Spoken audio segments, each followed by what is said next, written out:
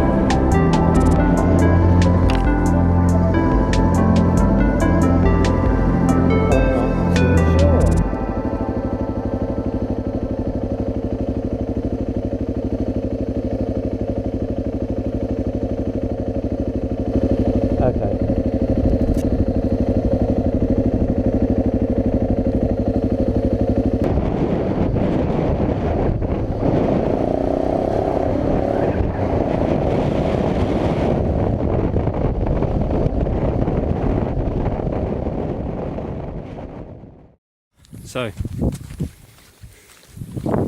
woke up this morning, my stomach was hurting, so I thought, something's not right here. Don't know exactly what it was.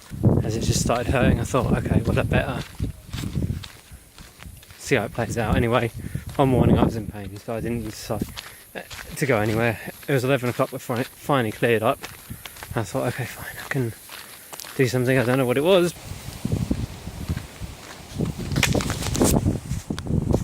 Hi, doggy.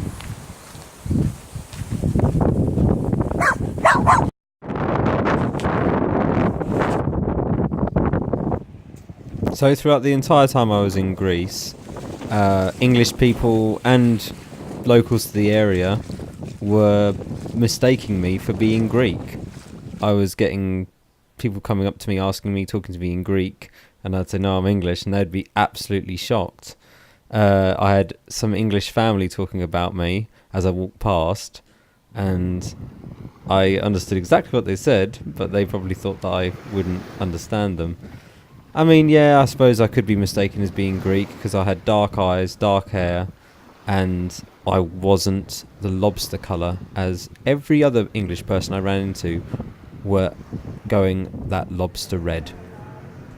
Oh yeah, and Greece is just full of C90s. There's the bike. Tent's just there. Anyway, in Greece, too hot to do anything.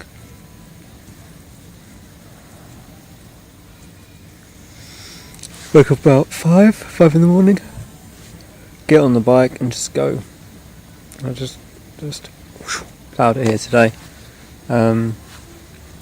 Used a bit of their motorway today because, I don't know, you can't really avoid motorways sometimes. Like, their traffic is just dreadful. They don't have roundabouts, they just have crossroads everywhere. Yeah, I just made a beeline for it here. But the tolls on the motorway are like 130, I think it was. I think in total I've paid about €3 because I used like 2 tolls. It's like 130 and 160 or something like that. So it's not too bad. But the traffic is dreadful. And I got here about 12:30, 1 o'clock. And now I had a little kip and listened to some more hardcore history. Now it's coming up to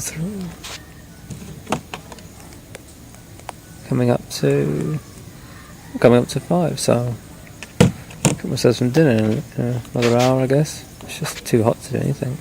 It's too hot to do anything. Just sit in the shade. That's all you can do. It's pretty big. Don't like it, whatever it is. I don't know, not a massive fan of bugs and insects, I'm not. Especially when there's big black bumblebees. I guess that's what they are. It's big, really big. So every day I would literally wake up at the crack of dawn, pack my tent away, and just leave as the sun is coming up. The temperature did not drop below 30 in the night. Well, I went through this town, cooked my rear brake again. Just waiting for it to cool down.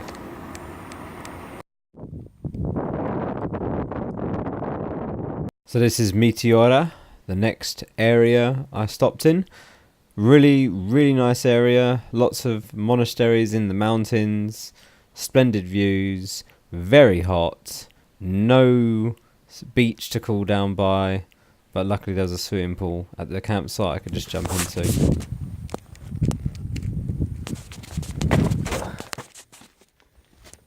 Not a bad view. First thing in the morning.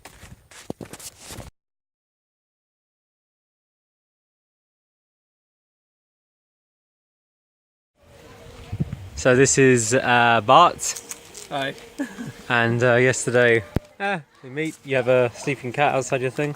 Is this holding? This bodge job with the metal and seems okay? Yes, really good. Not wobbling anymore? No. That's good.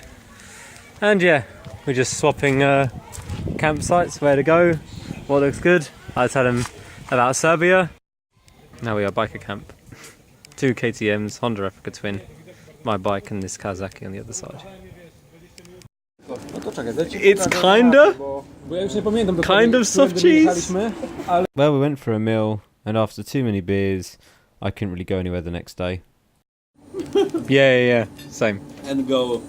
On my trip, I meet some more Polish bikers, Marcin and Gregory, Jegos, Africa Twin, KTM, and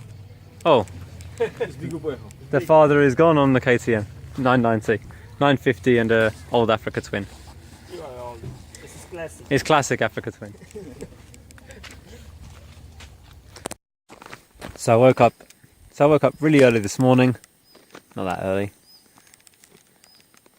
Something. Got on the road about 7, and I've been booking it here. It's now, I think, coming up to 10, half 10, and I'm almost in Albania. Now the sat nav. My sat nav is like quite old, and I thought it was up to date. So, and I got a bit confused when I was going along the motorway, and then the road suddenly disappeared, sort of thing.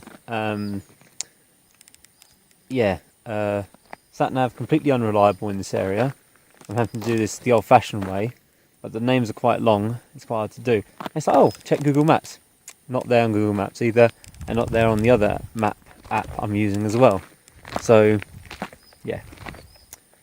But we're almost in Albania, and hopefully the sat nav will be better there.